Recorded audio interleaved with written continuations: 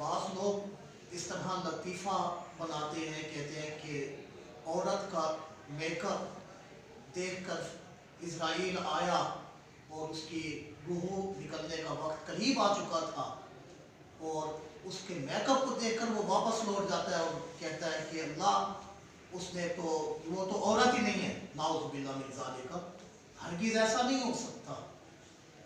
فرشتے وہ ہمیشہ اللہ جل شانہ کے حکم پر عمل کرنے والے ہوتے ہیں اور وہ اس کے حکم کا خلاف نہیں کرتے۔ آئیے قرآن کیا کہتا ہے؟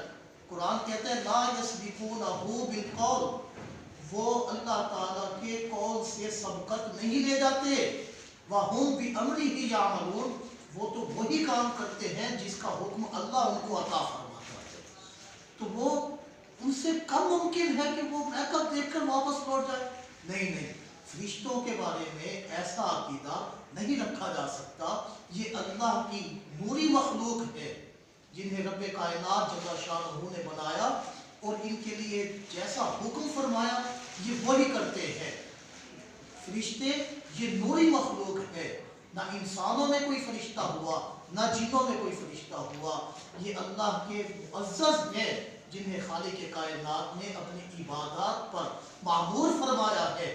ان کی صفات میں آتا ہے کہ جن کو پیدا کیا اور حکم دیا کہ رکوع کرنا ہے تو تب سے آج تک یہ رکوع میں ہی ہے، ان کو حکم ہوا کہ تم نے سجدہ کرنا ہے تو تب سے آج تک یہ سجدے میں ہی ہے، یہ کبھی اللہ کے حکم کا خلاف نہیں کرتے۔ بھلا یہ کیسے ہو سکتا ہے کہ انہیں علم نہ ہو؟ اللہ تعالیٰ جل شانہ نے انہیں جس بات پر معمور فرمایا ہے یہ اس کا خلاف نہیں کرتے۔